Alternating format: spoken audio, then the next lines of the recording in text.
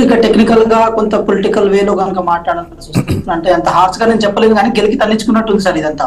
ఎట్లంటే ఇప్పుడు అసెంబ్లీలో అక్బరుద్దీన్ ఓవైసీ గారు చెప్పారు కాబట్టి గౌరవ ముఖ్యమంత్రి గారు రెస్పాండ్ అవ్వాల్సి వచ్చింది.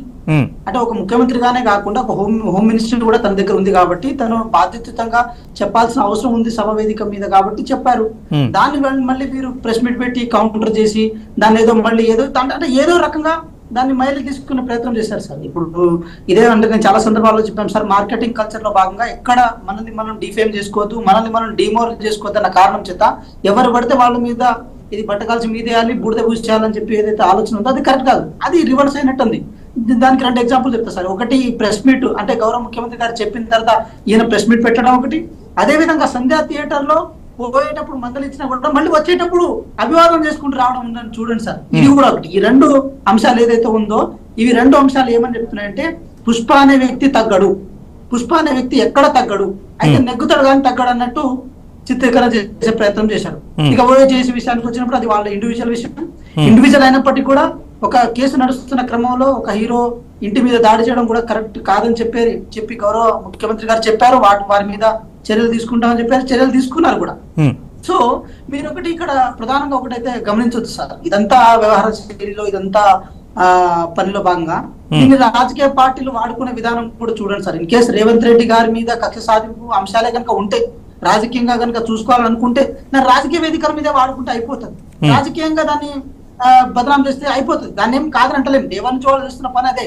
కానీ ఈ అంశాన్ని, సెన్సిటివ్ అంశాన్ని, ఈ లీగల్ అంశాన్ని, ఇది లాండ్ ఆర్డర్ చేతిలో ఉన్న అంశాన్ని, ఇది కోర్టు చేతిలో ఉన్న అంశాన్ని దీన్ని రాజకీయంగా వాడుకునే ప్రయత్నం చేస్తున్నారు. అది కేటీఆర్ గారు కానీ లేకపోతే బీజేపీలో కాంట్రడిక్టరీ స్టేట్మెంట్స్, ఒక నాయకుడు ఇంకొక తీరుగా మాట్లాడడం. అంటే అల్లు అర్జున్ గారిని వెనకేసుకొస్తే దాని రకంగా ఉంటే ఫ్యాన్స్ ఓట్లను కానీ ఫ్యాన్స్ యొక్క ఆలోచన విధానాలు మా వైపు ఉంటాయని చెప్పి ఒక సంకుచిత మనస్తత్వంతో రాజకీయ పార్టీలు కూడా ఆలోచించడం చాలా తప్పు సార్. నేను ఏబిఎన్ వేదికగానే చెప్పాను, ఈ పంచాయతీ అల్లు అర్జున్ గారికి రేవంత్ రెడ్డి గారికి మధ్య పంచాయతీ కానే కాదు సార్. ఈ పంచాయతీ ఒక మృతురాలి యొక్క తరపున జరుగుతున్న పంచాయతీ. వారికి న్యాయం జరగాలి, ఆ బిడ్డకు న్యాయం జరగాలి.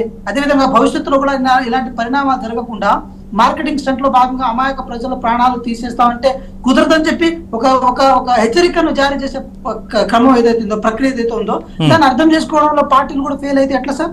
అంటే పొద్దాకులు ఇప్పుడు ఇది అంటే మేము మాట్లాడడం కూడా ఇక్కడ ఏదో ప్రభుత్వాన్ని డిఫెండ్ చేయడమో లేకపోతే గౌరవ ముఖ్యమంత్రి గారిని డిఫెండ్ చేయడం కాదు సార్. ఇది కేవలం ఒక మృతురాలి పక్షాన మాట్లాడడం. ఇప్పుడు ఇన్ కేసు నేను ఇంకో మాట కూడా చెప్తున్నాను సార్, అక్కడ పర్మిషన్ తీసుకున్న తర్వాత కూడా అటువంటి తొక్కిసలాట కనుక జరిగితే అక్కడ లాండ్ ఆర్డర్ ప్రాబ్లం కావచ్చు, తప్పిదం కావచ్చు, అడ్మినిస్ట్రేటివ్ తప్పిదం కావచ్చు, ముందస్తు చర్యలు లేకపోవడం కావచ్చు, ఇంటెలిజెన్స్ ఫెయిల్యూర్ కావచ్చు, ఇలా మనం మాట్లాడుకోవచ్చు. అలాంటిది ఏం లేదు కదా సార్. ఇంత క్లియర్ కట్ గా ఇంత ప్రాపర్ వేలో జరిగిన తర్వాత కూడా దాన్ని మళ్ళీ రాజకీయంగా ఒక అవకాశం దొరికిన అవకాశాన్ని వాడుకుందామన్న ఆలోచన ఉంది చూడండి సార్. అది చాలా తప్పు సార్. మేము ఆ విషయంలో చాలా బాధపడుతున్నాం. ఎందుకంటే గౌరవ ముఖ్యమంత్రి గారు చెప్పిన తర్వాత కూడా దాన్ని వేరే కోణంలో ఆలోచించుకుంటూ వెళ్తున్నారు సార్.